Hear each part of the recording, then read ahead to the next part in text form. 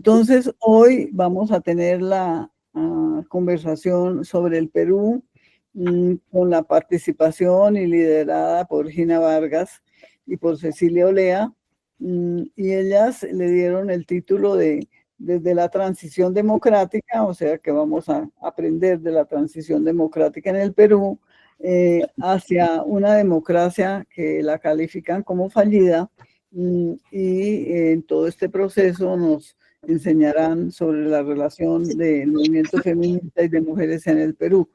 Yo las voy a presentar, aunque pues todas son muy conocidas. Gina Vargas es socióloga. Gina fue cofundadora del Centro Flora Tristán, y también Gina fue cofundadora de la articulación feminista Marcosur de América Latina, así también como del programa de democracia y transición global. Gina ha escrito muchos artículos, ha escrito varios libros y no los vamos aquí a mencionar, pero están rodando para consulta en muchos lugares. También Gina ha sido invitada como profesora a diferentes universidades, no solo de América Latina, sino también en Europa y en Estados Unidos. Y Gina, bueno, un rol estelar que participó y el cual continuamos señalando con mucho orgullo, hizo en el foro de la sociedad civil, en la Cuarta Conferencia Global de la Mujer en Beijing. Fue la persona que representó a América Latina y el Caribe. Yo creo que Gina es una de las personas que tiene una mayor participación en muchas de las redes e iniciativas feministas de América Latina y también a nivel global, y tiene activa participación en diferentes espacios internacionales realmente. Uno de ellos muy importante es el Consejo Internacional del Foro Social Mundial, en el que es representante por la articulación feminista Mercosur, como señalé, que ella es participante. Y Cecilia es también peruana. Cecilia es antropóloga y también tiene una maestría en género y desarrollo de la Universidad Nacional Mayor de San Marcos en Lima. Sí, Cecilia impulsó la creación de la Comisión de la Mujer en el Partido Revolucionario de los Trabajadores del Perú, e integró el colectivo feminista Mujeres en Lucha. Desde 1983 es parte del grupo Flora Tristán, en el cual está todavía y en el cual ella es la presidenta de su editorio en este momento. También ha publicado varios artículos, especialmente sobre género y movimiento obrero, también sobre aborto, participación política y fundamentalismos. Cecilia señala que en este momento está interesada en indagar sobre prácticas sexuales no tradicionales en grupos populares dentro del Perú, así como también está interesada en trabajar un poco más sobre el tema de la relación entre neoliberalismo, individualismo y crisis de la acción colectiva en los feminismos, especialmente en su país, Perú. Es miembro fundador, lo mismo que Gina, de la articulación feminista Marcosur. También Cecilia señalaba que mencionara que era una feminista del signo Cobra y Leo. Y también me señalaba que uno de los primeros textos que leyó sobre feminismo con mucha avidez fue la trilogía que yo publiqué sobre debate de la mujer en América Latina y el Caribe. Bueno, yo de lo de la mujer no lo voy a hacer entremezclado, sino al final, porque el proceso de pérdida de derechos de las mujeres y de todo lo que se ha venido en este tiempo se marca mucho más fuertemente en el último periodo, lo que no significa que no haya existido antes, por supuesto, ¿no? Y para comenzar, sin desarrollarlo demasiado, creo de que es importante recuperar, saber que en los 80 creo que hubo algo que fue bastante complicado hacia fines de los 80, que fue el surgimiento del grupo terrorista Sendero Luminoso y la peor crisis económica por la inflación de no sé cuántos del gobierno de García, con lo cual en los 90, que fue elegido Fujimori, lo que quedaba era una ciudadanía con desapego, con rechazo político a todo lo anterior, y Fujimori aparecía, bueno, sin experiencia política, sin partido político, con proyecto populista como outsider, ¿no? Ese no estaba en la política, pero claro, armó a lo largo de los 10 años que estuvo su política, ¿no? El autogolpe fue en 1992, disolvió el Congreso, reorganizó el Poder Judicial para controlarlo, el Tribunal de Garantías, etcétera, ¿no? Entonces, todo contra la legalidad democrática y la cooptación de la institucionalidad del Estado, ¿no? O sea, centralizando el poder y calificado como dictadura, ¿no? Porque desmantelamiento del Estado, alianza con los militares corruptos, la tremenda compra de políticos. Por suerte hubo videos, con lo cual eso fue uno de los fuertes elementos para sacarlo. Conflicto abierto con la esposa. Nosotras las feministas salimos en su defensa. Nuestro consigna era: Susana no está sola, porque era realmente muy complicado. Formación de grupos paramilitares, y una lucha feminista permanente. Salieron algunas organizaciones como Mujeres por la Democracia, como Movimiento Amplio de Mujeres y otros más que estábamos, bueno, en las calles, levantando toda la lucha, ¿no? Fujimori no sale elegido en el 2000, se descubre la enorme red de producción y las masacres realizadas, y él se refugia en el Japón. Se logra detenerlo cuando viaja a Chile y está en prisión aparentemente 25 años, junto con los militares, Montesinos y los demás, pero el 2016 se lo liberan. La movilización ciudadana fue tan impresionante que lo tuvieron que volver a meter adentro, ¿no? El 24 de diciembre, para la Navidad, la gente no hizo Navidad, se fue a las calles, pero en todo el país, ¿no? Entonces, pero ya le dieron amnistía el año pasado, bueno, y también se murió a los pocos meses, ¿no?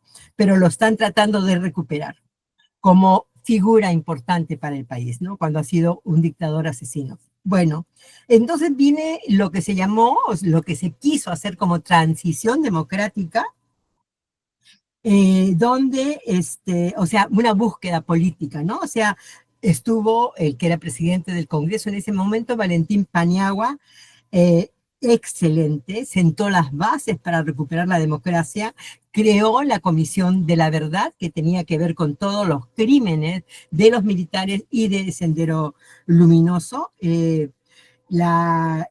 una relación diferente con el Estado, independencia de poderes, etcétera, ¿no? Y llamado a elecciones generales. O sea, estuvo 8 o 9 meses nada más. Y luego vienen los otros gobiernos y la transición democrática comienza a evidenciarse como algo más lento e inconcluso de lo que se estaba queriendo. Pero bueno, estábamos todavía en eso, ¿no? Y gobierno del 2001 al 2021 es un desfase democrático y ya comienza, ¿no? A lo largo de eso. Entonces, del optimismo democrático al pesimismo creciente. Hoy día The Economist dice de que Perú pasó de ser democracia imperfecta a ser democracia híbrida, es decir, aparente democracia con autoritarismo creciente. Eh, los presidentes que llegaron, realmente, bueno, uno de ellos, Toledo, está en la cárcel por corrupto, tenemos tres, dos en la cárcel, ahora Castillo también, y uno que se mató, se suicidó para no ir a la cárcel, que es Alan García, ¿no? Entonces, ya llegamos al 2016 arrastrando un poco toda esta presión de saber que estos militares por los cuales, estos militantes por los cuales habíamos votado, habían tenido ese tipo de... Y entonces, en el 2016, no, el 2011 se presenta Keiko Fujimori, la hija de Fujimori, pierde las elecciones por muy poco. En el 16 también pierde las elecciones, pero gana mayoría en el Congreso y promete gobernar desde el Congreso. Entonces, un desfase político desde el comienzo. De 2016 al 2021 hemos tenido 6 presidentes. Y en este momento, aparte de los que están en la cárcel, casi todos los presidentes previos están con juicio y con peligro de estar en la cárcel, ¿no?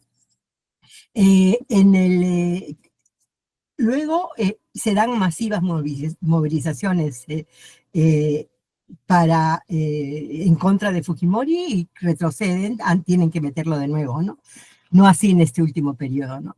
Bueno, creo que quizás lo más interesante, aparte de la vacancia permanente impulsada por supuesto por los fujimoristas desde el Estado, hay un momento en que hay una presidenta que dura unas horas nada más, que era la vicepresidenta de uno de los presidentes, y hay otro que lo nombran a Merino, que dura 5 días, porque la movilización que hacemos a todo nivel es realmente fantástica, ¿no? Tremenda. Y el tipo tiene que renunciar. Y claro, hay 2 asesinatos que hasta ahora no se siguen sin juicio, ¿no? El gobierno actual, comienzo con eso. Primero, primero con Castillo en 2021. Castillo es un sindicalista perteneciente un partido de izquierda tradicional y profundamente antidemocrático, que se llama Perú Libre. Es la tercera derrota de Keiko Fujimori y la reacción de la clase política es enorme porque por supuesto, dicen que hay fraude, hay un racismo impresionante porque el Castillo era del interior, era claro, no era de los blanquiñosos del centro de Lima, ¿no? Y entonces es acusado de fraude. Y todo el tiempo está con lo de fraude y con peligro de vacancia hasta que al año y medio, más o menos un poquito más, se le ocurre dar un golpe de Estado.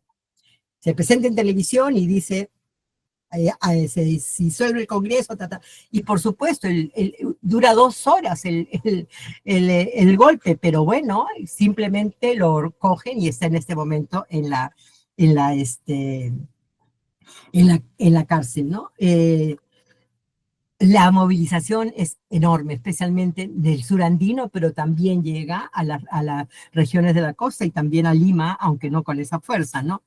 Entonces asume la que era su vicepresidenta, Dina Boluarte, ¿no? Se espera que ella llame a elecciones anticipadas como correspondía, como habían hecho anteriormente. No se da. Los partidos que están en el Congreso que son la mayoría absoluta es de derecha, la sostienen, porque si ella renuncia, todos tienen que renunciar y viene nuevamente la elección, ¿no? Las protestas fueron impresionantes y lo que quedó desde el comienzo es la increíble masacre de 49 personas, de las cuales todos ellos atacados con balas de policía. Y entonces está toda la denuncia para hacer la investigación, pero por supuesto el gobierno dice que no, que se mataron entre ellos, que eran ligados al terrorismo. Entonces ahí está. Esa es una de las peleas más fuertes que se han dado en este tiempo para poder lograr que se le dé pues el reconocimiento de estas masacres, ¿no? Creo que hay además comienza a haber una represión y desprecio frente a todas las movilizaciones, una estigmatización de los movimientos sociales, una acusación de terrorismos a los y las que protestamos, y se forma pues una alianza antidemocrática, ¿no? Que comienza a capturar el Estado, ¿no? Y entonces lo que se juega en Perú ahora es la reelección de un régimen político que ha comenzado a copar toda la institucionalidad democrática.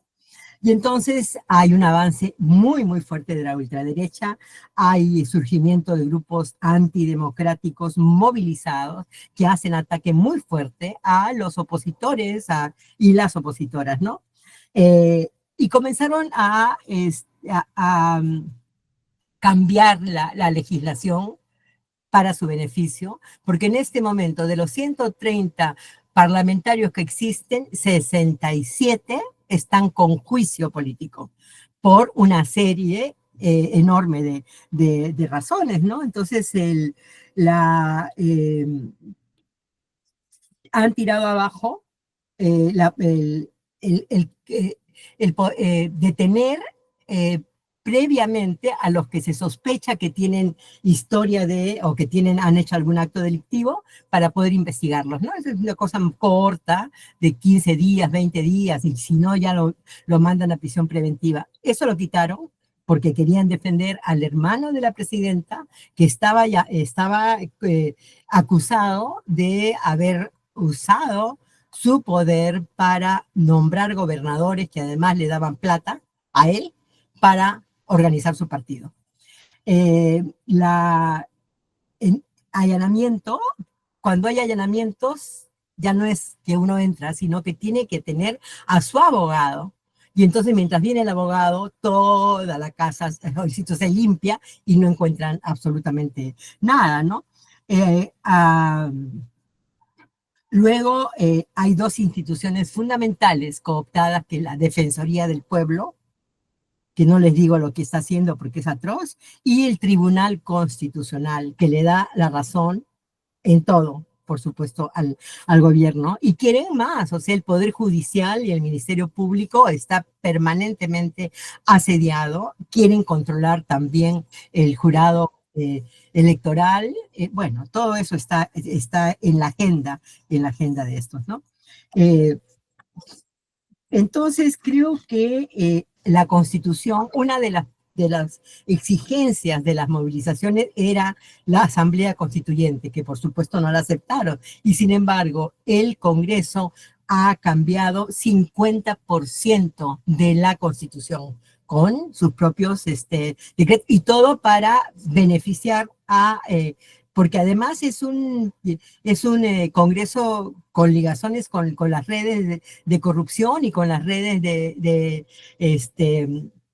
informales, con la minería ilegal, con la tala de árboles en toda la región amazónica y así por el estilo, con la pesca, etcétera, etcétera, ¿no? Entonces, es un grupo que tiene ligazones absolutamente corruptas con esto, ¿no? Hay además parlamentarios, por lo menos hay dos, que están acusados por violación y acoso sexual, y hay y eso lo voy a decir un poco más adelante, pero acaban de descubrir una red de,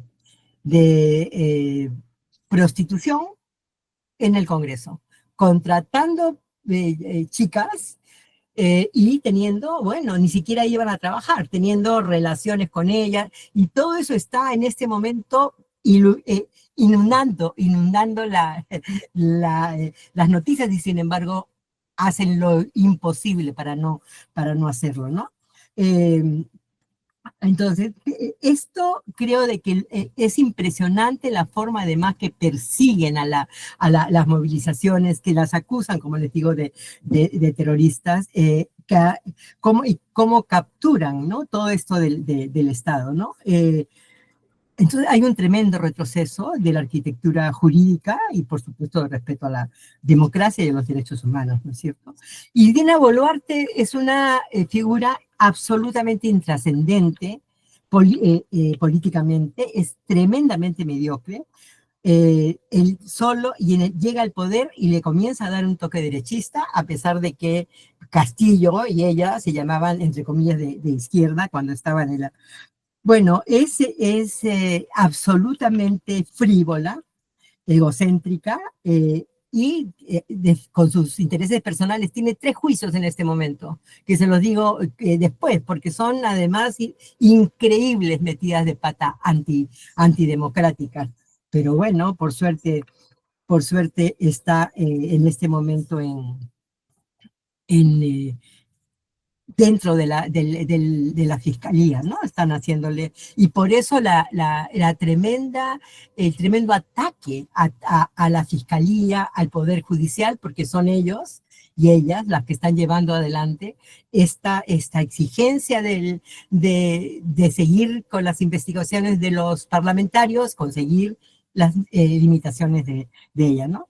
Entonces, ya hay una tremenda indignación ciudadana que va creciendo. Sin embargo, no hay grandes movilizaciones. Fue tan brutal la reacción con 49 muertos en diferentes zonas de la región andina, que realmente, bueno, la gente, todos, que quedaron bastante mal, ¿no?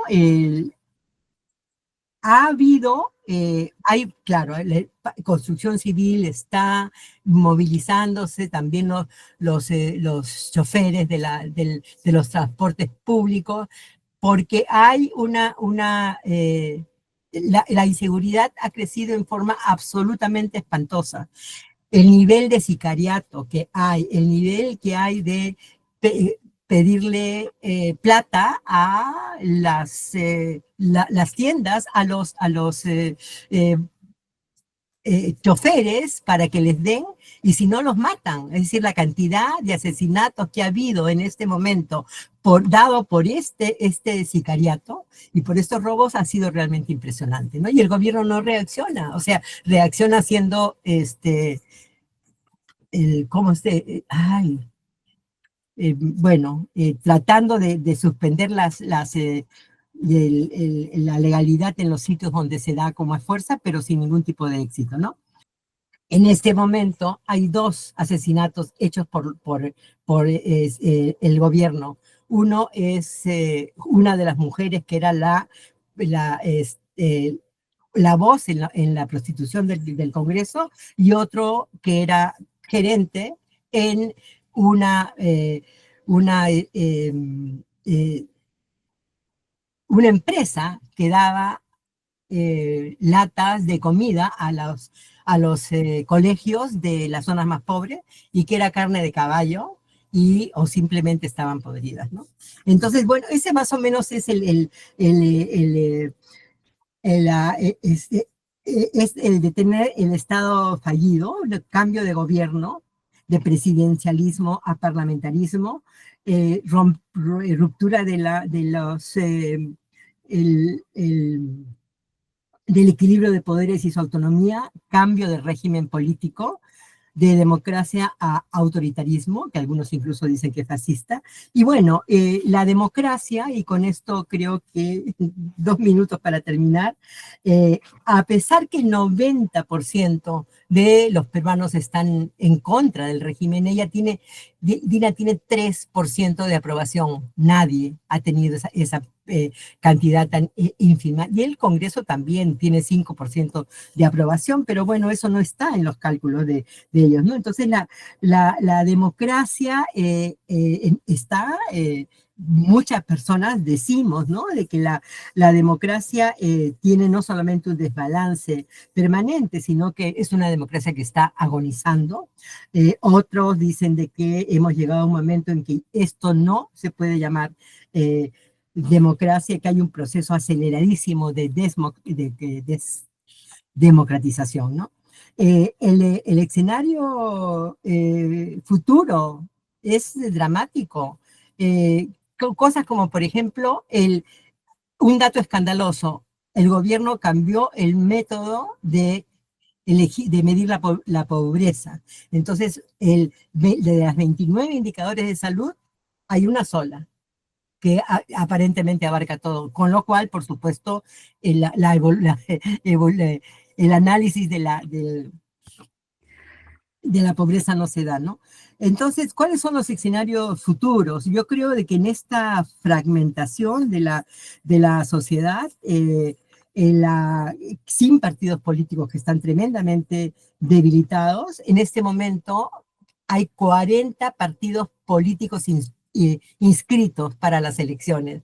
Nunca ha habido una cosa tan impactante como 40, o sea, y no se van a poner de acuerdo, y cómo va a ser esa elección, etcétera, ¿no?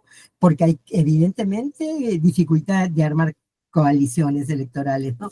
Ya, eso es básicamente, y de las mujeres, un minuto más, obviamente, hay una violencia absolutamente creciente para las mujeres en los feminicidios, en casos permanentes de violencia, en niñas violadas en 2023 hay 30.000 niñas violadas, con negación, por supuesto, del aborto y todo.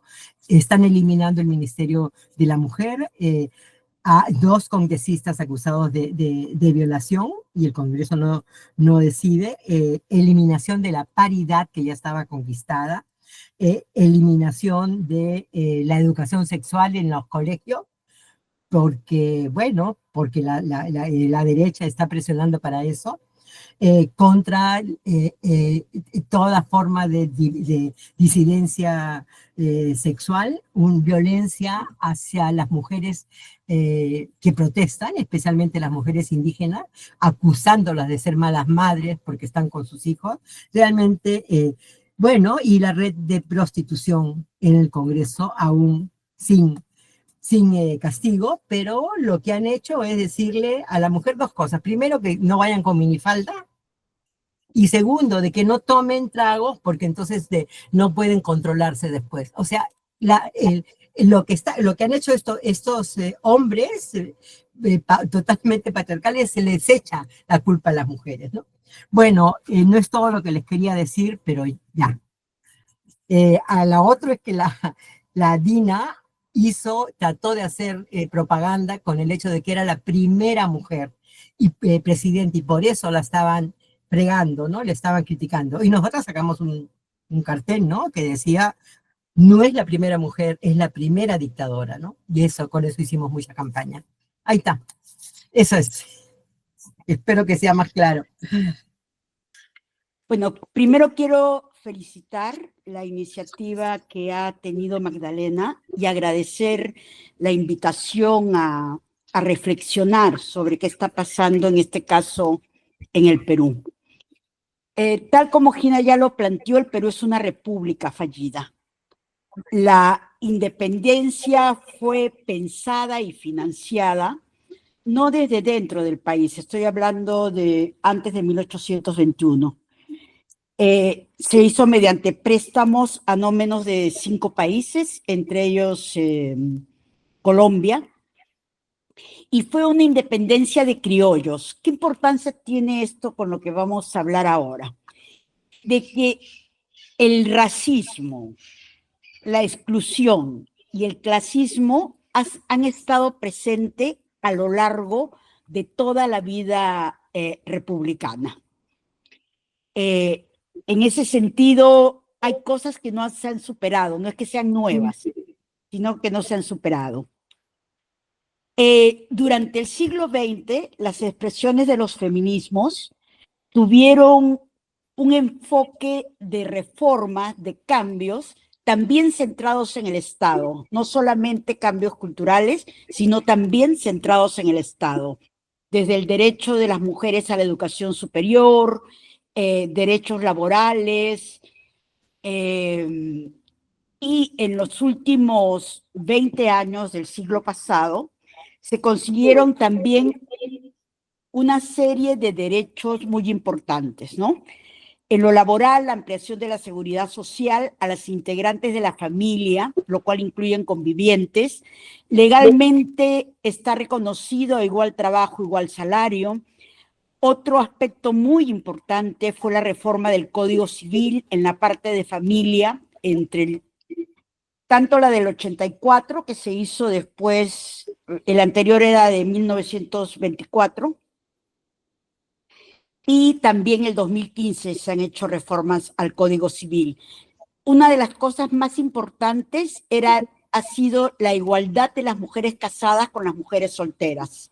Antes perdían derechos. La mujer que se casaba hasta antes del 84 era una menor de edad, que para todo necesitaba la autorización del esposo. El esposo fijaba el domicilio familiar, el esposo tenía la patria potestad sobre los hijos. Ahora todo eso es compartido y no necesita pedir permiso legal para ir a trabajar.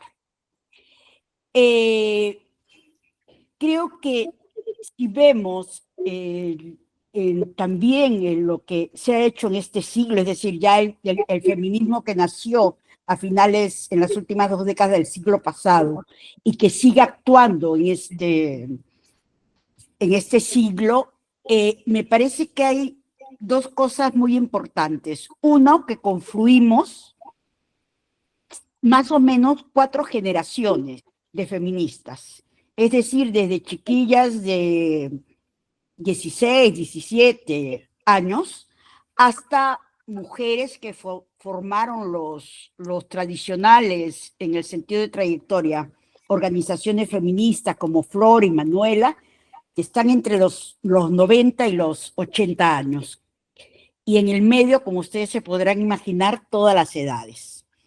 Ahora, algo que permitió, y ahí voy a retroceder al siglo XX, creo yo, la formación de un movimiento organizado, de un imaginario de país tan potente, que se plasmó en el 78 con la salida de la dictadura de Velasco, es porque existían espacios de confluencia de diferentes clases sociales, o como diría Virginia Guzmán, de diferentes trayectorias sociales, donde los partidos políticos, los movimientos sociales, las universidades, tanto privadas como del Estado, eran espacios de confluencia, donde te encontrabas con el hijo del dueño del banco y la persona que el día anterior había migrado a Lima y había invadido / rescatado terrenos. Eso es todo un debate, si hay invasiones o el rescate de terrenos, ¿no?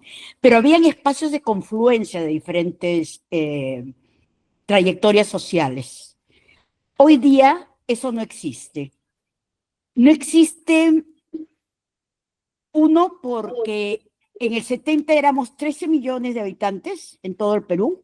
Hoy día somos 36, pero que además la crisis del transporte, y no solamente estoy hablando del centro de Lima, estoy hablando de todo el país, no te permite interactuar. Yo vivo en Lima, en teoría vivo a 10 minutos de mi centro de trabajo, de mi oficina, y me demoro 2 horas 40 entre ida y regreso. Y creo que eso hace que las personas no puedan ponerse en el zapato del otro, de un lado y del otro, o sea, tanto clases altas, clases medias, como clases que viven bajo la pobreza, ¿no? Entonces, no hay un imaginario, no hay condiciones para un imaginario de país, ¿no? Y lo cual implica que no hay un espacio público, y sin espacio público no hay democracia. Y espacio público tanto en lo simbólico, digamos, como son los partidos políticos, hay, tal como ha dicho Gina, hay 40 inscripciones reconocidas, pero no son partidos, ¿no? O sea, ha cumplido toda la formalidad, pero no es que tengan un proyecto de país, una ideología, un programa. No, no, no, no, no. Es una confluencia por intereses para lograr llegar al Parlamento, hacer algunas alianzas que les permita continuar con un modelo corrupto que no viene de Fujimori, tiene más de 200 años en el país. Otro de los aspectos que me parece importante de los últimos tiempos, no voy a nombrar lo ganado a nivel legal, que es bastante, creo que es muy importante lo de la ley contra la violencia de la mujer, que ha tenido a lo largo desde su formulación, formulación no, desde que se aprobó, desde su aprobación en 1992 hasta la fecha, ha tenido muchas modificaciones a favor de las mujeres. Eso no ha bajado, en todos los países, no ha bajado la violencia contra la mujer, ¿no? Como diría Rita Segato, la pedagogía de la crueldad va en aumento. Pero sí es importante porque ya hay un reconocimiento, tanto formal como en las encuestas, es decir, simbólica, de que está mal la violencia contra la mujer, aunque la ejerzan, la consideran que está mal. Creo que estuvimos entre los pioneros, Perú estuvo entre los pioneros de la creación de un Ministerio de la Mujer, que estamos hoy día a puertas que desaparezca. O sea, va a desaparecer. Sabemos que esa batalla ya la hemos perdido. Y no hay si bien es cierto, hay acciones muy importantes como la reunión de todas las exministras de la mujer de diferentes partidos políticos, incluyendo algunas que estuvieron en el fujimorismo, de defensa del ministerio. No todo el mundo está de acuerdo porque te dice, ¿para qué sirve ese ministerio si las mujeres cada día estamos peor? Lo otro, y tanto creo que también en el feminismo, no solamente en los movimientos sociales progresistas, demócratas, hay una crisis del vínculo entre la ciudadanía y sus expresiones. Se dice la gente está cansada de protestar. Yo ahí lo pongo entre comillas por lo siguiente. Hay otras formas de protesta. En el 2023 y 2024, durante los carnavales, muchas de las alegorías oficiales que se hicieron, ¿no? Que hacen un concurso de presentaciones, fueron contra el gobierno de Dina Boluarte. Dina Boluarte no puede ir a ninguna parte, ni en Lima, ni en otras partes del país, donde no es agredida, donde la gente no protesta. Incluso en Ayacucho le jalaron el cabello, lograron romper el cerco de seguridad. O sea, sí hay una indignación, pero lo que no tenemos, creo yo, y en ese sentido creo que hay una gran crisis de categorías políticas con las cuales leer lo que nos está pasando, lo que está sucediendo. El país tiene el 76% de personas informales. Lo que hoy día llamamos informales, es decir, que no tienen, que sus servicios o sus ingresos no van por ninguna ruta formal reconocida por el Estado. Y hubo mucho romanticismo en los 70 y en los 80 en pensar que era un movimiento popular de autogestión, que estaban creando un nuevo país.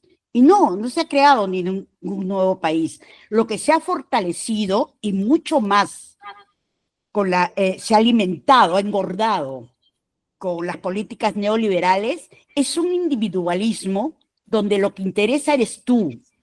No interesa la asociación de transportistas, etcétera, etcétera. Ahora hay una coordinación para evitar las extorsiones, ¿no? Todos los días matan a no menos de 2 choferes en Lima Metropolitana, ¿no? Lugar donde se concentra la seguridad, etcétera, etcétera. Y creo que lo que nos toca, el futuro para mí está 2 siglos atrás. O sea, vamos a retroceder de una forma impresionante. Vamos a paso acelerado en convertirnos en un país inviable, ¿no? No hay, en las elecciones del 26, no creo que hayan grandes cambios. Lo que sí deberíamos centrarnos es en repensar, en recrear nuestras propias categorías políticas. Y para terminar, solamente una precisión. No se ha quitado la paridad. Se ha modificado la ley de paridad y alternancia. Ya no se considera la alternancia en la fórmula presidencial, en el Perú conocida como la plancha presidencial. En la ley anterior, si la encabezaba un hombre, la segunda era una mujer. En la ley, eso lo han modificado, y también la paridad vertical. La horizontal continúa. Bueno, con eso termino y espero no haber usado los 15 minutos. Gracias.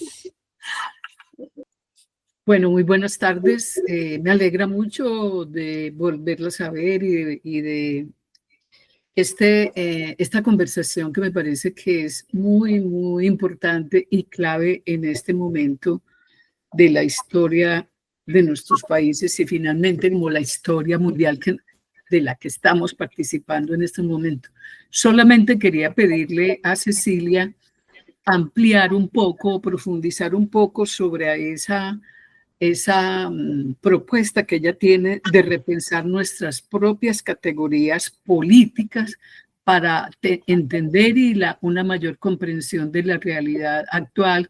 Me parece que es pertinente la propuesta que ella realiza, entonces quisiera, Cecilia, que nos profundizaras un poco al respecto. Esta invitación y las 2 expositoras que nos ponen el marco de referencia de Perú, que no es diferente a las condiciones que vive Colombia y muchos países del mundo. Cuando se dice que los países son inviables, en las discusiones que estamos viendo en América, se llega en muchos países a la misma conclusión. Y frente a la geopolítica de la derechización, que siempre tiene como foco el movimiento de las mujeres y, digamos, desconocer lo caminado y volvernos, no solamente décadas, sino casi que siglos atrás, y en un mundo también que no solamente estamos cambiando de época, sino que estamos cambiando de paradigma, que estamos en un momento de transición tan complejo. Me parece muy interesante lo que dijo Cecilia de repensar nuestras categorías políticas. No podemos seguir pensando con las mismas categorías analíticas porque todo se nos ha movido el piso. Entonces agradezco mucho, voy en la misma línea de Rocío, a Cecilia, si puede profundizar un poquito en esto porque me parece fundamental. Gracias. La pregunta concreta sería, nosotros hablamos de este pequeñito país de necrocapitalismo. Quisiera saber de la Gina y la Ceci, ¿cuáles son las propuestas? ¿Cuáles son las propuestas para que avancemos? ¿Cuáles son las propuestas feministas en estos momentos para nosotros y la región y el mundo? Muchas gracias y muy brevemente agradecer a Gina y a la Ceci por la explicación y hacernos comprender más lo que pasa en el Perú. Mi pregunta es para las 2. ¿Qué ha hecho el feminismo en esa transición? ¿Cuál es la evaluación que hacemos del movimiento feminista? Gracias, hola mujeres, muy buenas tardes. Sonia Cardona desde Medellín. Yo sí creo y digamos que estamos en una situación muy compleja en este momento, digamos, en la cantidad de discursos y de posiciones que se están moviendo en el mundo, pero en relación, digamos, como con esas categorías que necesitamos revisar, yo sigo pensando que la paridad y la alternancia siguen siendo unas categorías importantes para discutir. En este momento estamos en elecciones presidenciales en Ecuador, donde hay digamos, como esa paridad de alternancia, candidato o candidata tienen a la par candidata o candidato para vicepresidencia. En Colombia, pues, el próximo año estaremos en elecciones y nosotros, digamos, en el país, nosotras no tenemos esa posibilidad. Sí me parece importante que conversemos sobre estas mujeres que acceden al poder, que tienen la posibilidad de ser candidatas relevantes y que no necesariamente nos están representando. Son mujeres con baja formación en feminismo, con bajas posibilidades de hacer las discusiones que nosotras queremos. Entonces nosotras decimos, bueno, entonces, ¿cuál es la labor aquí que vamos a tener?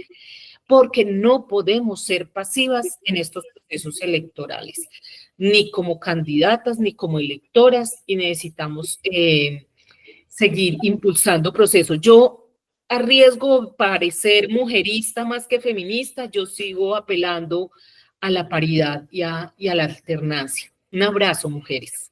Yo quiero en esta primera ronda adherirme muy fuertemente a la pregunta de Sonia Montaño, bueno, en esta transición democrática y la llegada a la llamada democracia fallida, si nos pueden ilustrar un poquito más realmente cuál ha sido la actividad, la presencia y también un poco los conflictos internos del movimiento feminista, del movimiento de mujeres frente a esta situación.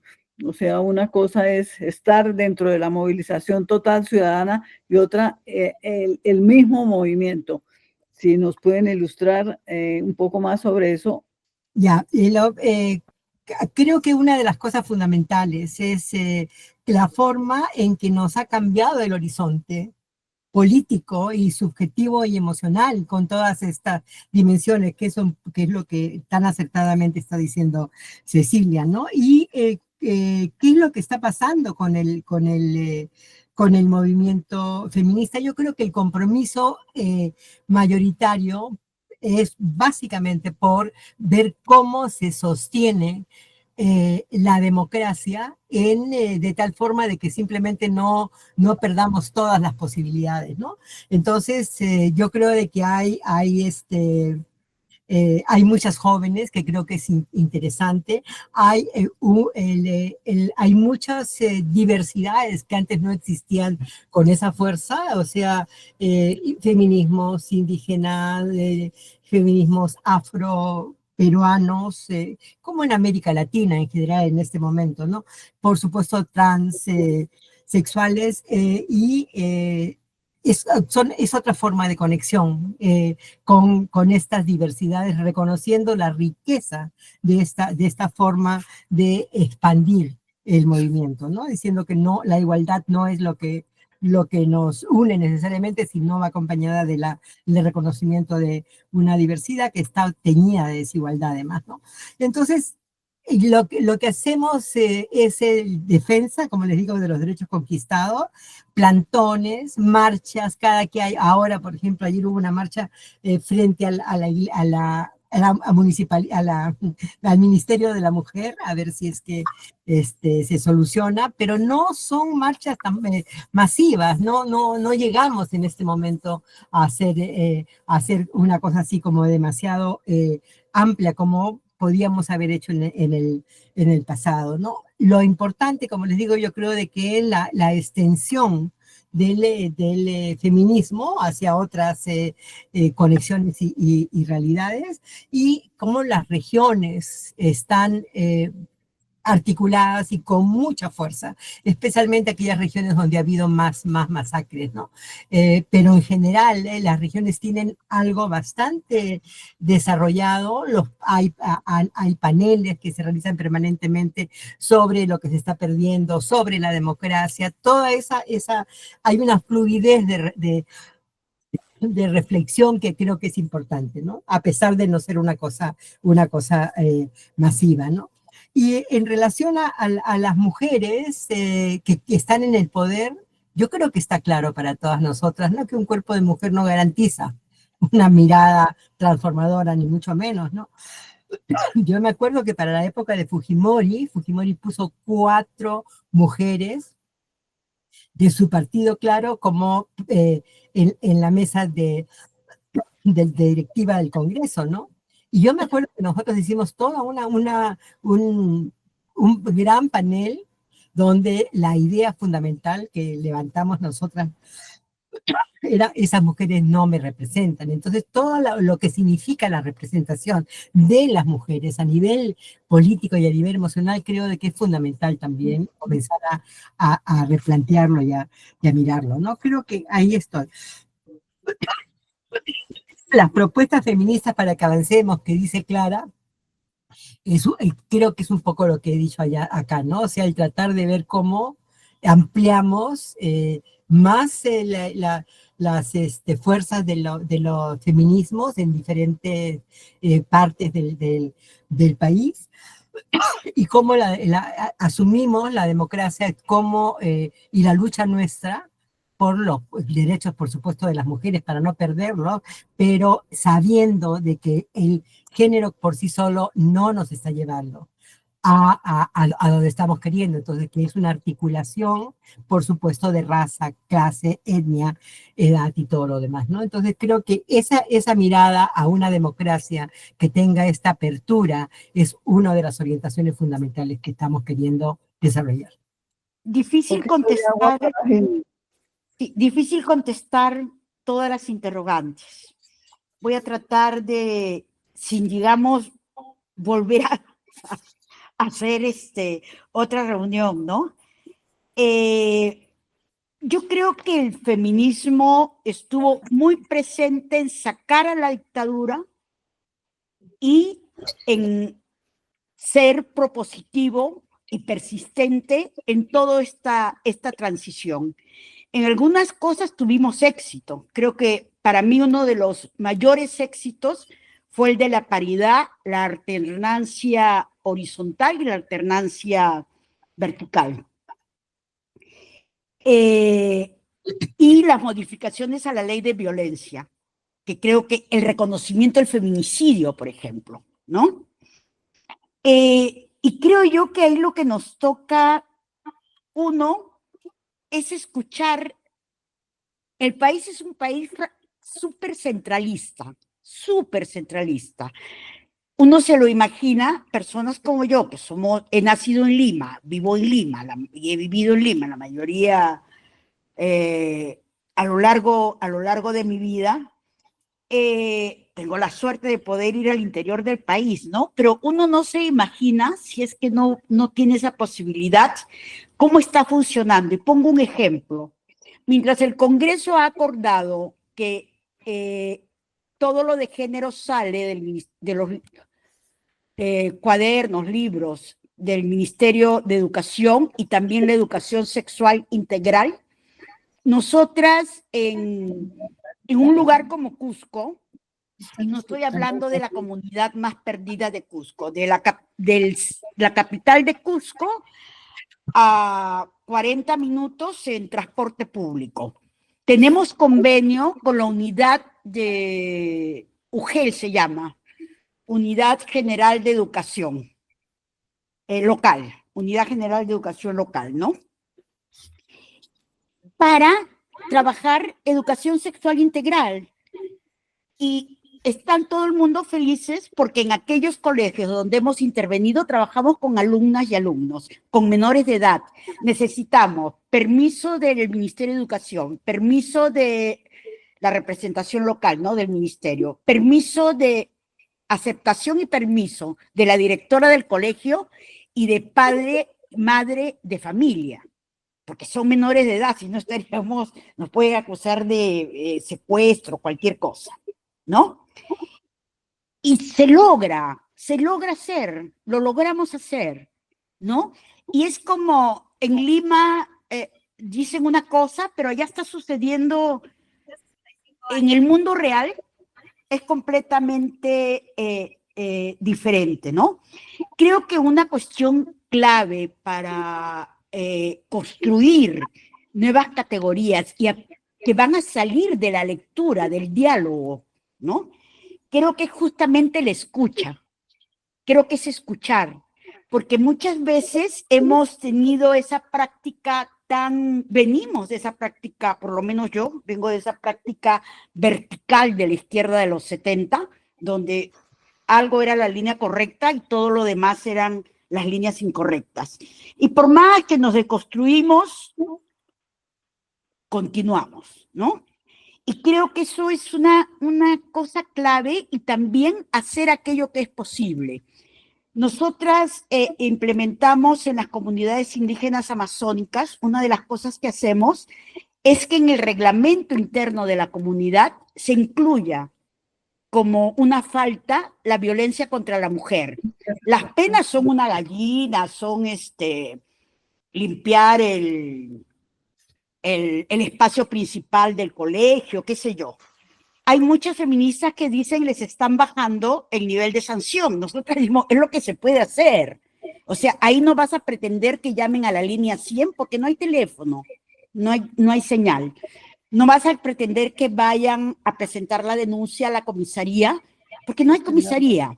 Eso sí, no en las cuestiones penales, ¿no? No en violación. Por supuesto que no. Ahí sí la justicia...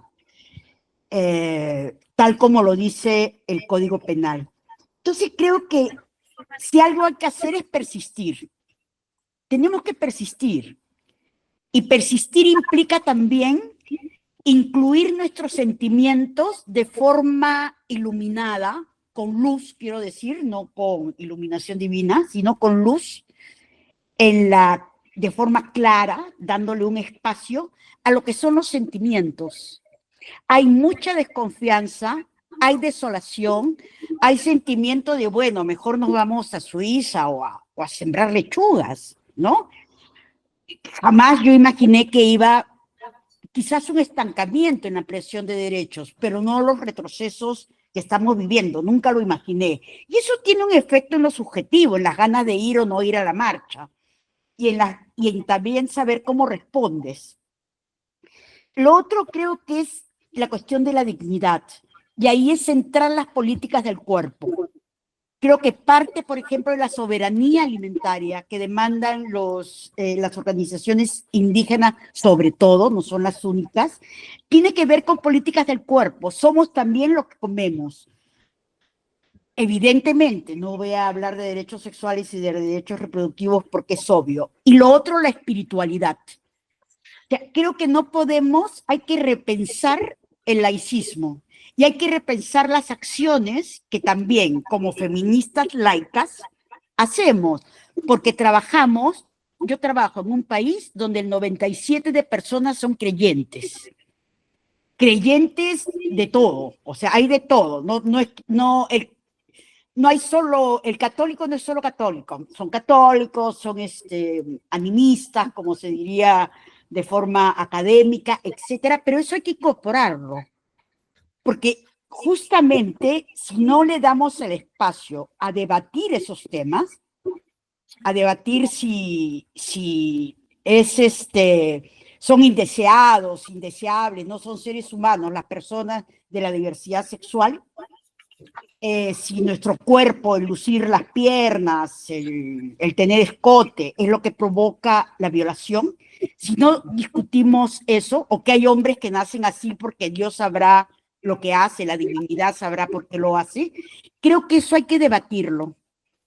Y tenemos una mesa de diálogo muy pequeña, ¿no? Una mesa muy pequeña de diálogo entre gente progresista, gente que defiende los derechos humanos, esa es la palabra que se usa, defensores de los derechos humanos dentro de las iglesias, y las feministas y la diversidad sexual.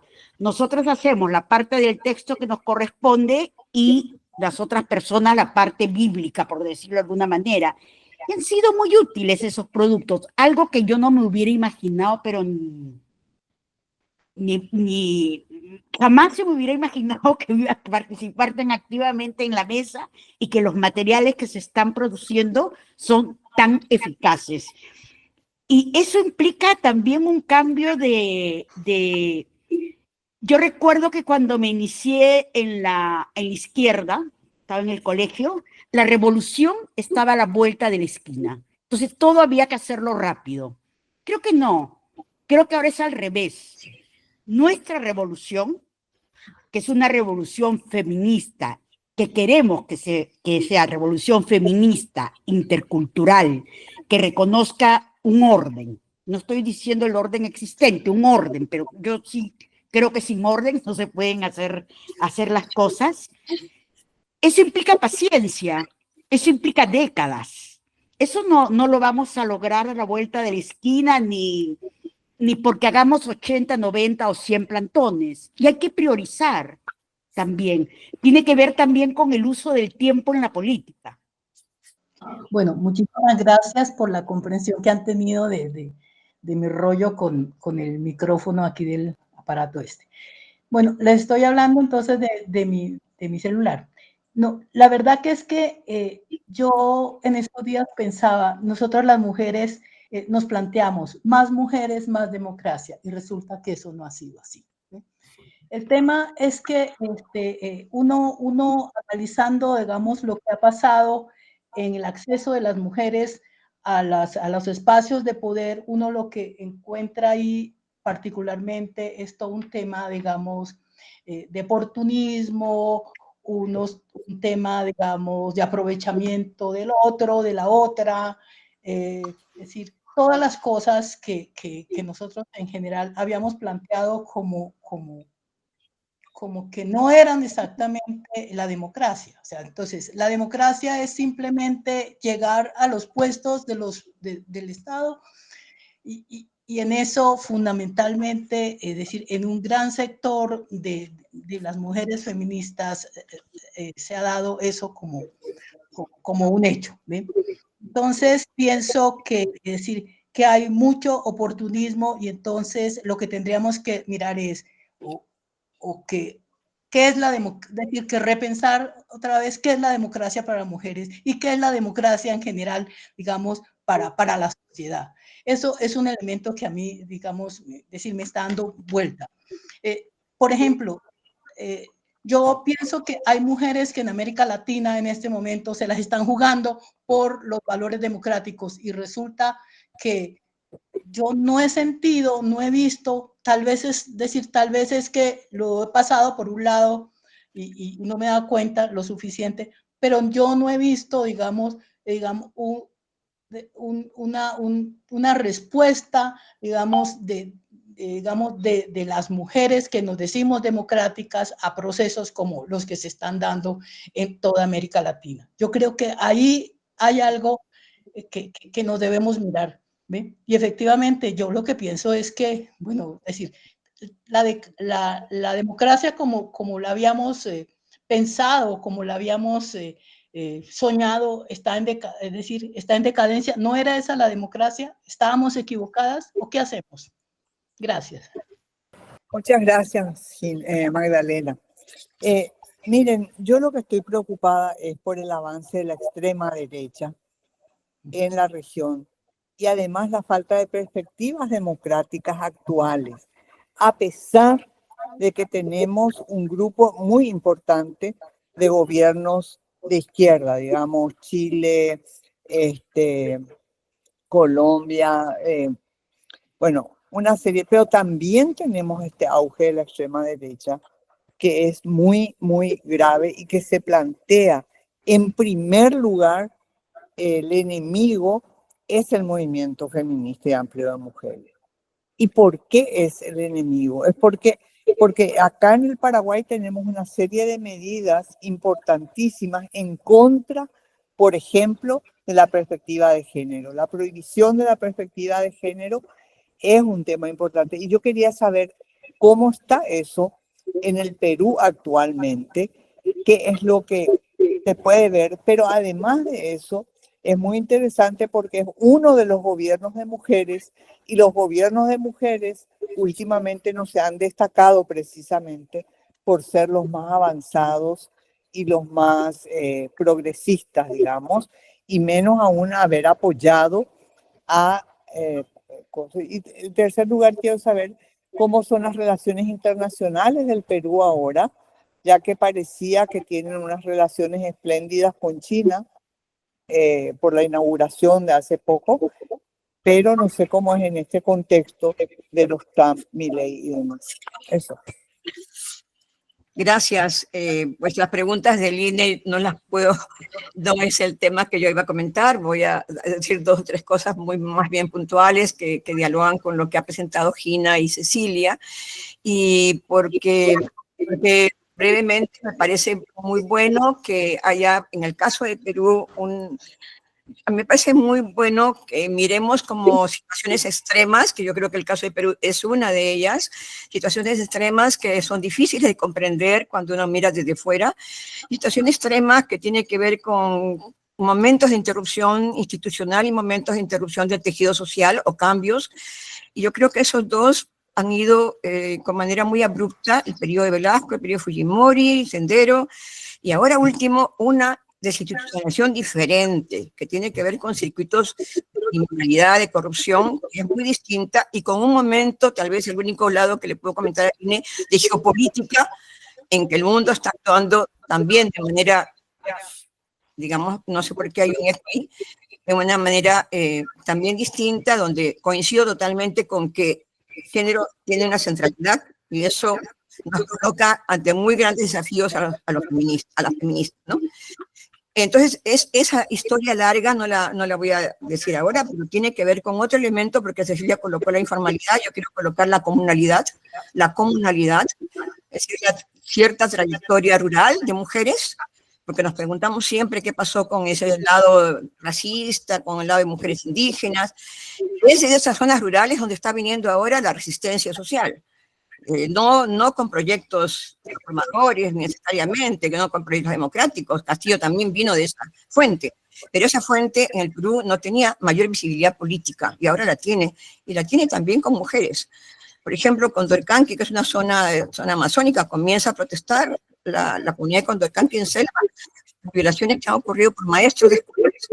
Entonces, hay experiencias vivida con mujeres en zonas rurales, que me parece que es bien diferente de antes. Eso es nuevo en el Perú. Es nuevo en el Perú. Hay un dato que yo quiero dar, que tal vez la información que les puedo soltar ahora, de una encuesta que se usa en la Católica el año 2022, donde 26% de mujeres se declara feminista. No es una militancia feminista que sale a las calles, movilizada, organizada. Es un sentido común. Y eso yo creo que no va a cambiar fácilmente. O sea, se revierte la política, hay una fuerza conservadora muy grande en el Perú, muy grande, muy agresiva, y creo que eso es una situación muy dura para nosotros, y por lo tanto la gente se está yendo del país. Y no podemos decir que no se vayan, que es un momento diferente, ¿no? Pero creo que sí hay cambios de otra índole que no se ven, y allí termino nada más con la idea de que hemos pensado siempre en los feminismos y las movilizaciones como manifestaciones colectivas con proyectos. Y yo creo que ahora se está viviendo más los feminismos como experiencia de vida, que todas las hemos vivido, pero que ahora se ve más tal vez fragmentada y poco articulada en términos de proyectos colectivos. Eso va a tomar un tiempo, pero ahí está. Entonces, lo que sí, y termino con eso, sí creo que en la política hoy, así como hay una DINA, también hay gente joven, mujeres, que están también aportando a buscar ese imaginario que Cecilia coloca como una tarea, ¿no? Una tarea no solamente nacional, sino internacional. En eso estoy totalmente de acuerdo, que hay que trabajarlo a nivel de redes internacionales como la nuestra. Gracias, Magdalena. Gracias, Magdalena. Sí, estoy escuchando. Primero, me parece muy importante digamos, todo lo que ha presentado Cecilia y Gina, y principalmente por la semejanza que tiene con mi país, en este caso Guatemala. Y quería preguntarle que en estas nuevas categorías políticas que está planteando, ¿cómo ve todo lo que hay de la teología indecente? Quisiera su opinión en relación a esto, porque también en mi país el 95% de las personas tienen algún tipo de religión. Nosotros hemos sufrido también el embate no solo de la perspectiva de género, sino identificada como ideología de género, puesta en los marcos legales con estricta, digamos, prohibición. Ahorita hay 2 leyes en el Congreso que están en comisión para dictamen, en donde dice claramente que no puede darse ninguna promoción directa o indirectamente de la ideología de género. Yo creo que tenemos que construir o nuevas narrativas o incorporar esas categorías, y por eso quería escuchar lo que te corresponde a esta teología indecente. Gracias. Bueno, comienzo con las 2 últimas y después me pongo en las demás, a ver si es que creo que lo que plantea Narda me parece que es muy importante, en el sentido de que hay evidentemente cambios, no solamente en el tejido social y las dificultades que tenemos frente a una desinstitucionalización creciente, pero también hay, creo, esta articulación que decía yo entre las diferentes expresiones de las mujeres y sus luchas, y que creo que hay lo que me interesa es el reconocimiento de cómo las agendas feministas nuestras han crecido enormemente con estas otras miradas, ¿no? O sea, creo que no solamente lo del racismo, así como eje fundamental, sino todo lo que tiene que ver con las formas de vida y las cosmovisiones diferentes con las cuales no nacimos como feministas en el siglo pasado, sino que ha sido como la explosión y el avance que creo que hemos tenido este año, ¿no? Y yo creo que esta conjunción que para mí es muy enriquecedora entre lo que han sido nuestras luchas feministas y lo que han sido o siguen siendo las luchas de las mujeres, en este caso las mujeres indígenas, es realmente muy, muy interesante porque enriquece la mirada tremendamente, ¿no? Por ejemplo, dentro de lo que ha sido el Foro Social Mundial Panamazónico que se hizo en Perú hace unos años y después se extendió a otros sitios, claro. Las mujeres indígenas, amazónicas y andinas comenzaron a levantar toda su mirada política como feministas y como indígenas, ¿no? Uno de los eslogans o consignas que han tenido ellas y otras, las feministas guatemaltecas, las feministas bolivianas, etcétera, es esta de juntar el cuerpo esto con el cual hemos luchado tanto, con las dimensiones de sus luchas históricas. Entonces, les digo, como el patriarcado le hace a mi cuerpo lo que el extractivismo le hace a mi territorio. Yo creo que esa conjunción es realmente de una fuerza política muy, muy importante, ¿no? Creo que en relación a la teología, teología emergente que preguntaba Lili, ¿no? Yo creo que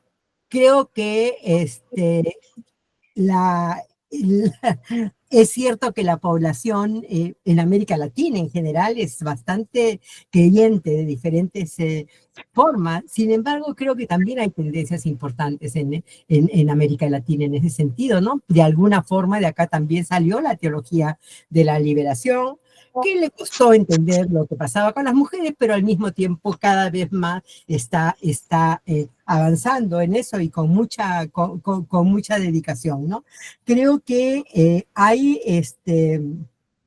teólogas feministas organizadas en Colombia, en Brasil, acá en Perú creo que hemos tenido una que ya no está, en fin, y en Estados Unidos. Es toda una red latina que está en estos diferentes sitios donde tienen realmente también articulación con los teólogos avanzados, teólogos que tienen una mirada diferente. Entonces, yo lo digo además como no creyente. Yo he tenido mucha influencia de la teología de la liberación, pero en este momento de mi vida no soy creyente, pero sí soy capaz de reconocer el aporte, ¿no? Y lo que ha pasado ahora en Perú es realmente muy importante, porque ha habido, el Papa ha prohibido a una organización grande, el Sodalicio, donde había obviamente denuncias de violación de los estudiantes, ¿no? En fin, de manoseos y todo lo demás.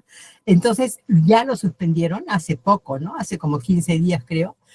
Lo expulsaron de la iglesia. Y el otro es el que fue cardenal, como 10, 12 años acá en el Perú, de las derechas, apoyador de Fujimori, etcétera, etcétera. El Papa lo ha sacado justamente porque hay denuncias de violación, cosa que no pasaba antes. Eso sabíamos de que eso estaba, pero no pasaba nada, ¿no? Entonces yo creo de que el cardenal, además, actual, ha estado defendiendo el arte y la diversidad sexual en el último periodo. Entonces, ahí creo que es interesante ver cómo pueden ser nuestras alianzas, además, con estos sectores que nunca han estado tan cerca y al mismo tiempo cada vez más se están acercando, ¿no? En cuanto al avance de la extrema derecha en la región que dice el INE, pero claro, el problema, el asunto de Perú no es solamente de Perú, acá tiene características dramáticas, ¿no? Porque estamos frente a un Estado fallido y no sabemos cómo vamos a salir de este proceso, ¿no? Y sin embargo, creo que la extrema derecha obviamente está avanzando en la región. Los gobiernos de izquierda son pocos, en todo caso son mejores que los anteriores, porque acuérdense, los anteriores no tenían casi ningún tipo de interés ni de respeto por las luchas feministas o las luchas de las diversidades sexuales. Nomás quiero recordar los chistes de Evo Morales, quiero recordar también las agresiones de Correa en Ecuador y así por el estilo, ¿no? Entonces yo creo de que es importante ver analizar también las izquierdas con una mirada también, bueno, crítica, ¿no? Por decirlo de alguna forma, ¿no? Porque, claro, acá tenemos esto que yo les estaba contando, el partido que llevó a Castillo al poder. Castillo, una persona de la región, es un profesor sindicalista, o sea, era como el antítesis de lo que eran los políticos tradicionales, ¿no? Sin embargo, no, toda la perspectiva de género, toda la perspectiva de una educación diferente, toda la perspectiva de los derechos de las mujeres son absolutamente violentadas por este grupo que se llama de izquierda y que por supuesto no tiene nada que ver con las izquierdas que nosotros estamos aspirando, ¿no? Básicamente creo que es eso lo que yo quería decir. Norma pregunta, la opinión de Norma es clara, ¿no? O sea, yo creo que llegar a los puestos del Estado es importante, pero no es la estrategia principal ni aislada de las mujeres, ¿no? Y ustedes creo que sí lo saben, o sea, pero y creo que sí las mujeres estamos dando una respuesta a la falta de democracia, es decir, a pesar de que no tenemos la fuerza de salida a las calles, pero miren lo que ha pasado en Argentina en estos días, o sea, ha sido absolutamente masiva, y no solamente en Buenos Aires, sino también en todas las otras regiones, ¿no? Entonces, creo que eso es un buen ejemplo de cómo ante la pérdida tan brutal, hay posibilidades de romper el círculo del aislamiento y poder hacerlo, ¿no? Cosa que, bueno, es más, posiblemente es más fácil en Argentina por el tipo de tradición política y educativa que tienen, pero y es más difícil en otros sitios, ¿no? Pero está esa posibilidad. Yo creo de que las mujeres, las feministas, no estamos alejadas de la democracia. Nuestra democracia no es solamente electoral, yo no tengo por qué irme más allá de eso, porque lo sabemos, ¿no? O sea, toda la cotidianidad, lo privado es político, ese es el arma, nuestra mirada democrática, que por supuesto es subversiva en relación a lo que existe ahora, ¿no? Yo solamente tengo dos comentarios, o tres comentarios. Uno a propósito de lo planteado por Line, ¿no? Creo que sí, que hay un avance y una consolidación de ese avance, ya no solamente es presencia de los fundamentalismos, Sí. por lo menos en algunos países, porque antes no lograban, por más marchas multitudinarias, etcétera, etcétera, que en el Perú no lograron cambiar nada, hasta el actual Congreso, ¿no? Y con el actual Ejecutivo también.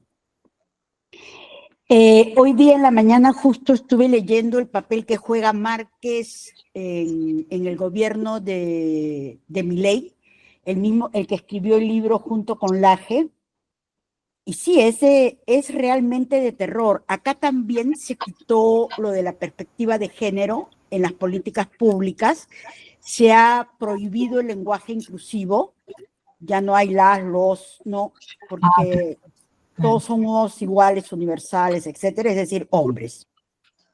Querían cambiarle el nombre al Ministerio de la Mujer, pero va a ser peor todavía.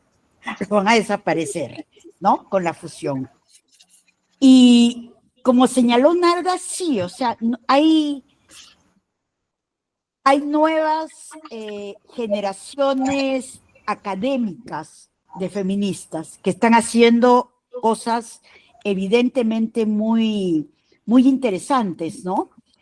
Y que va a ser bien difícil de que determinadas prácticas cambien, determinadas costumbres, porque ya es parte del sentido común. No, y si los cambian van a pasar varias décadas para que logren cambiar de que puedo salir con mi polo, acá le decimos polo, la camiseta, con el polo justo debajo de tapándome solamente los senos, ¿no? La barriga al aire y el pantalón a la cadera, súper bajito. Eso va a ser bien difícil cambiarlo, lo ves, pero en todas partes, ¿no? A eso me refiero, que no creo que determinadas costumbres sean tan fáciles de cambiar, pero sí los retrocesos y cómo tenemos, creo yo, algunas intuiciones, como yo decía, la persistencia, la escucha, de cómo pasar este periodo, pero todavía, desde mi punto de vista, no tenemos como ideas claras de poder imaginarnos cuál es la ruta para aquello que queremos llegar. No solamente, evidentemente, las feministas, no solo desde el feminismo, sino desde esto de feminizar la política en el sentido de feminismo, ¿no? Lo que yo entendí en relación a lo de teología, entendí teología, no me acuerdo ahorita, pero no la conozco, la que conozco es la teología queer, que es súper interesante, las invito a que busquen en Google. La ha desarrollado una teóloga argentina que ya falleció, que tuvo que irse a hacer su vida, ¿no? A desarrollar su vida académica y teológica, se dirá, en Inglaterra, porque ella critica la teoría de la liberación desde el lado que no plantean la sexualidad. No me acuerdo el nombre de la autora, pero es teoría queer, teología queer. Gracias. No, pues acabo de escribir lo que iba a decir, pero igual, porque pensé que esperando las intervenciones de Sonia Montaño y de ellas, me parece muy importante. Sin embargo, quisiera manifestar que la situación realmente es preocupante. Pregunto, toda esta lucha y este esfuerzo anterior del movimiento de mujeres en el Perú, cómo ha ido perdiendo muchas cosas de las que se habían logrado.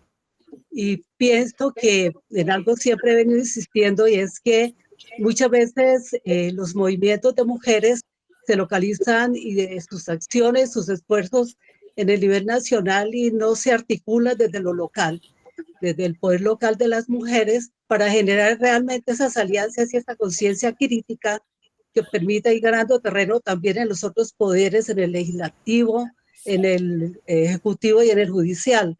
Yo sé que no es un trabajo fácil, pero lo que más preocupa es porque estos procesos de empoderamiento se han ido perdiendo, y me parece que es importante siempre articular estos esfuerzos para que también muchas veces, en el caso del Perú, si los gobiernos no están articulando ni respetando lo logrado por el movimiento de mujeres, ¿qué pasa con la cooperación internacional?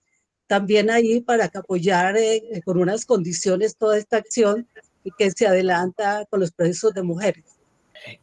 Muchísimas gracias, Magdalena. En primer lugar, quisiera agradecerles muchísimo tanto a Gina como a Cecilia por habernos compartido sus puntos de vista respecto de lo que está pasando en Perú.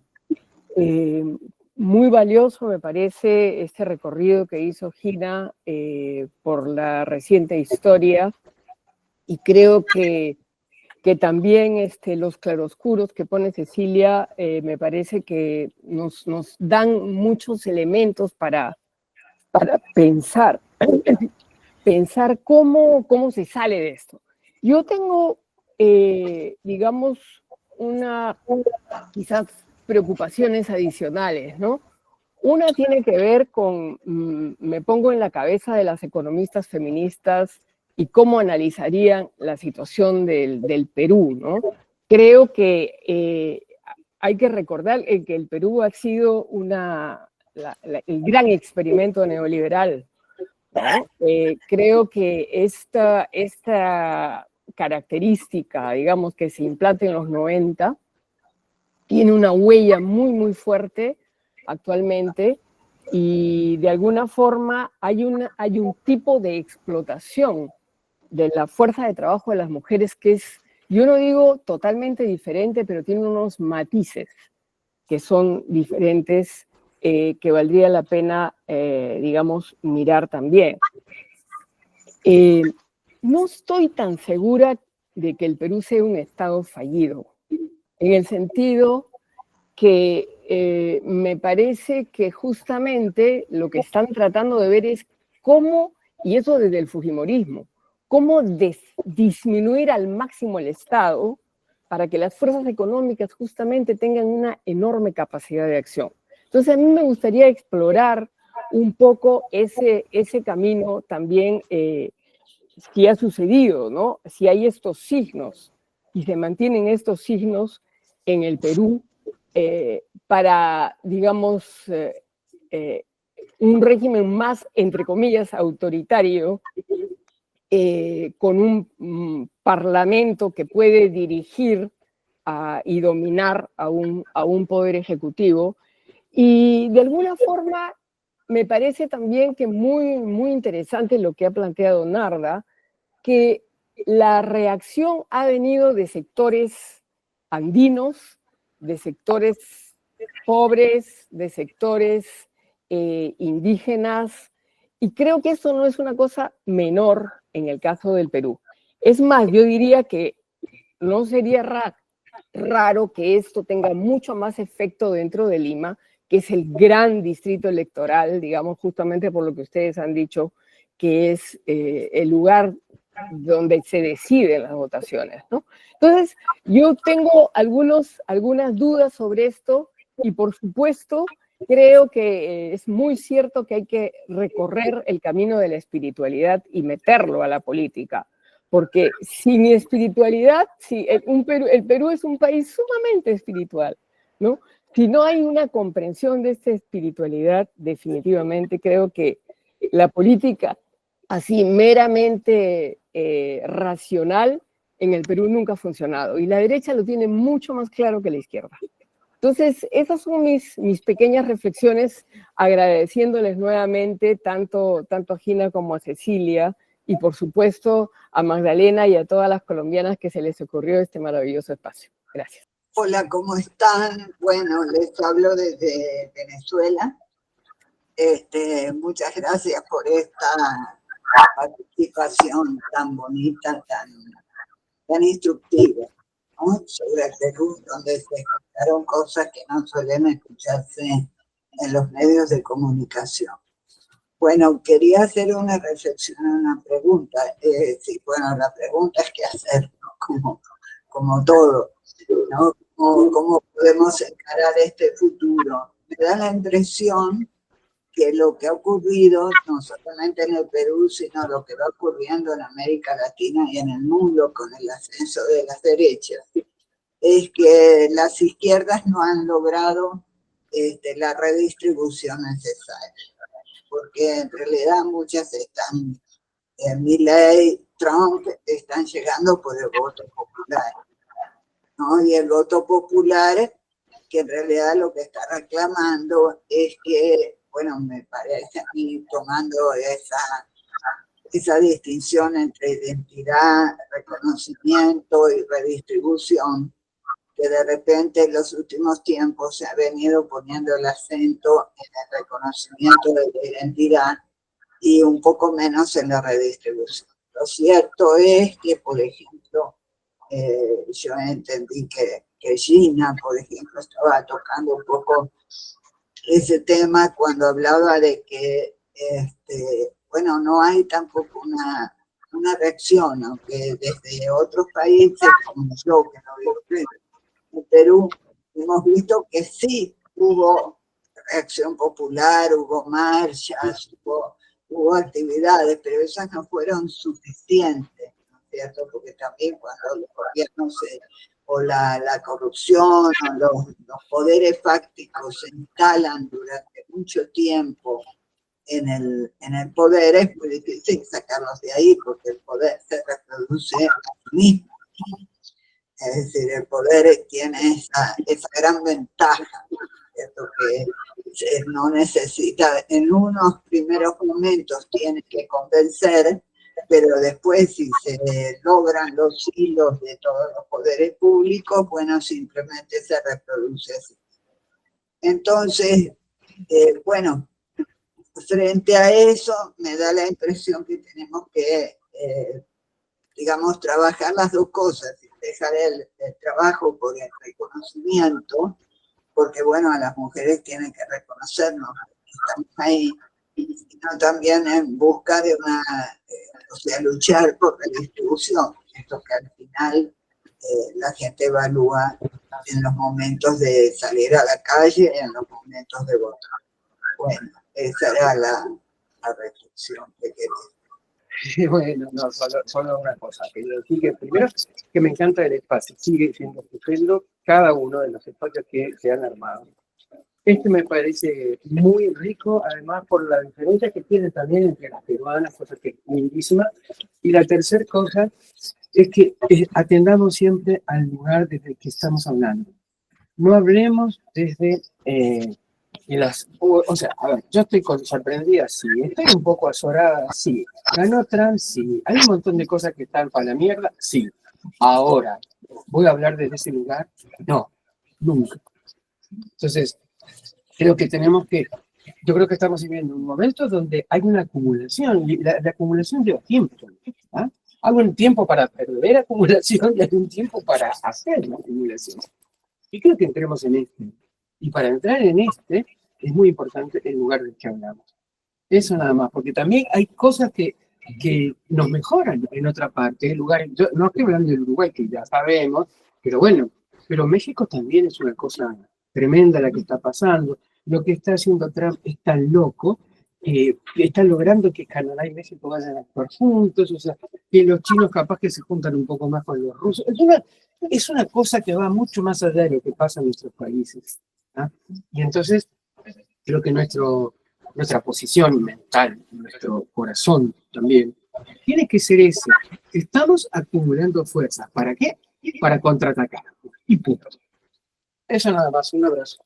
En estas palabras finales, yo quisiera, tanto a Gina como a Cecilia, como que introdujeran de una manera un poco más, más orgánica en toda la discusión de feminismo y democracia, el tema de la participación de las mujeres jóvenes.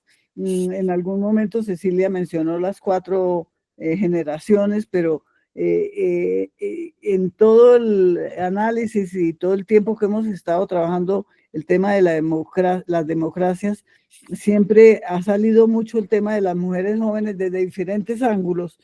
Quisiera que de pronto ustedes recogieran algo porque me parece que en este ha estado bastante débil. Yo creo que pues, partiendo de algo que se ha dicho claramente por algunas de las mujeres, que el feminismo ha sido la revolución más importante del siglo XX, pero es la revolución más larga. O sea, yo creo de que la existencia de feminismos jóvenes de las nuevas generaciones es absolutamente no solamente fundamental, sino que es asegurar que esta revolución larga va a continuar haciéndose una vez de que las generaciones anteriores ya no existan, ¿no? Entonces yo creo que en esta idea de ir acumulando fuerzas, además, es fundamental el tratar de ver por dónde están yendo las propuestas de las mujeres jóvenes, que no siempre tienen conocimiento, ni contacto, ni idea de que el piso del que están partiendo es el piso también al que nosotras, las generaciones previas, hemos construido, ¿no? Lo que pasa es de que hay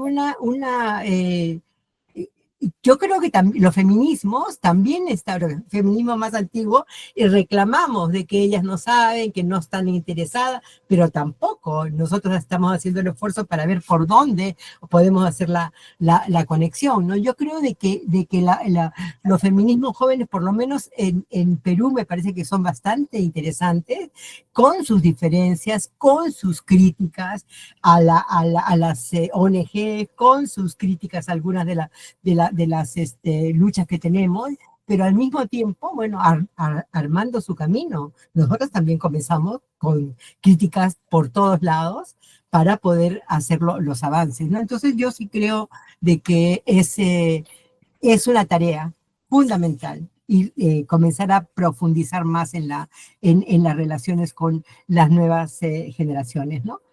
En relación a lo que dice Gladys, o sea, yo sí creo que, bueno, podemos decir que no es un estado fallido todavía, pero es un estado semifallido de todas maneras, porque no está haciendo agua por todos lados. Y además hay una cosa que capaz no quedó muy claro, o sea, lo que ha pasado con la clase política en Perú, es posible que también en otros países de América Latina, es de que se ha convertido ya no en acción y compromiso político, sino en interés absolutamente personal. Es decir, llegan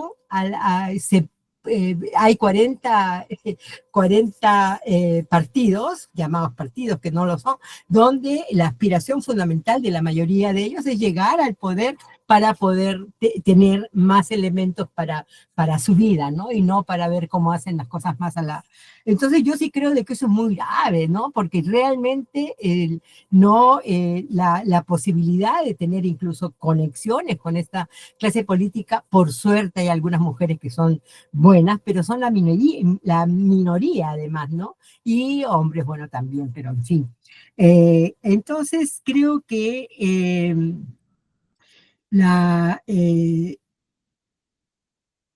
y la otra, las preocupaciones estas de las economistas feministas que han aportado tanto en todo este proceso. Creo que una de las dimensiones que está mucho más asumida en este momento en varios países de América Latina es la del cuidado, ¿no? En Perú todavía hay una cosa bastante...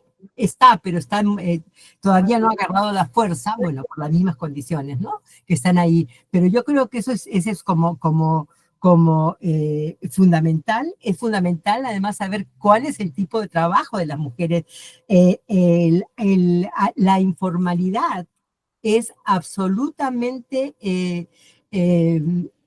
de casi 70%, de los cuales la mayoría son mujeres, ¿no? Entonces creo de que ahí hay también una dimensión muy, muy importante para tratar de ver cómo se logra el reconocimiento, además de las formas de trabajo y de explotación que tienen las mujeres, ¿no? Creo que sí, eso básicamente, no se me ocurre otra cosa más. Y quizás esto, ¿no? O sea, creo de que algo de eso también lo dijo Narda y algo lo dijo Cecilia. O sea, el Perú tiene esa increíble riqueza de tener costa, sierra y selva, la Amazonía.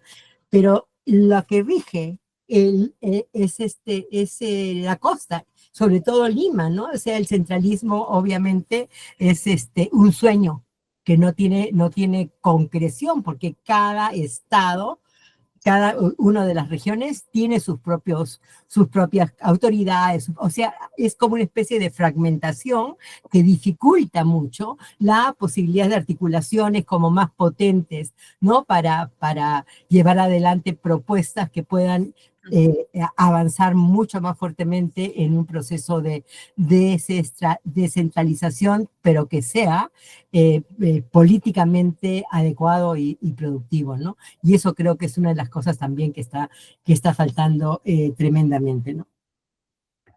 Y estamos acumulando cosas, como dice la Lucy.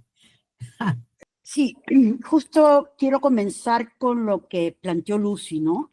Yo creo que la persistencia es posible justamente por el acumulado que tenemos, que nos hace saber que es posible modificar normas y modificar sentidos comunes, que hay que mirar por dónde es la ruta ahora, sí.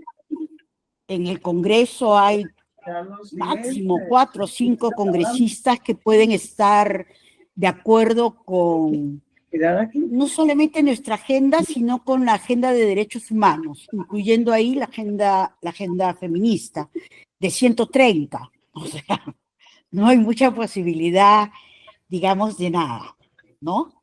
En ese espacio. Una de las cosas que a mí me parece muy positivo es la cantidad de colectivas feministas que hay y que no hay ningún problema en identificarse como feministas. Mi generación, la gran mayoría decía, no, por si acaso, yo trabajo con mujeres, no soy feminista. Ya viejas se han comenzado a llamar feministas, ¿no? Pero en ese momento no. Eso te desprestigiaba.